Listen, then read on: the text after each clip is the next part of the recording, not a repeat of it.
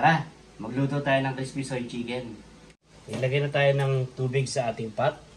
Ilagay na rin natin yung ating ginger, onion, garlic, leeks, bay leaf, whole peppercorn, star anise, pine spice. Lagyan na natin ng white wine, soy sauce, brown sugar. Luin lang natin. Tayo lang natin kumulo yung ating ginawang stock para sa ating manok.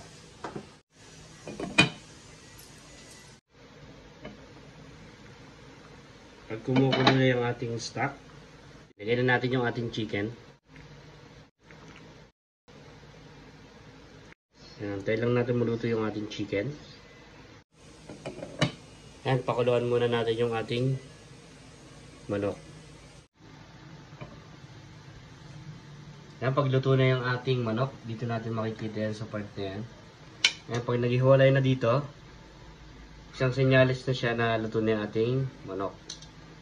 Ayan, set aside lang natin. I-rest muna natin yung ating chicken bago natin i-deep fry.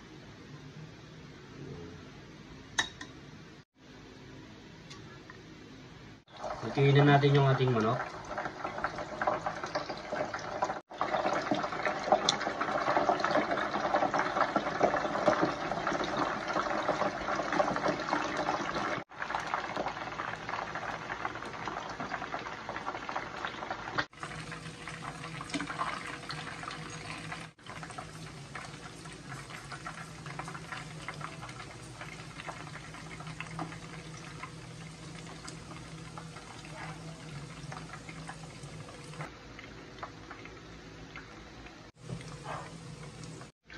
Ayan, luto na yung ating crispy soy chicken.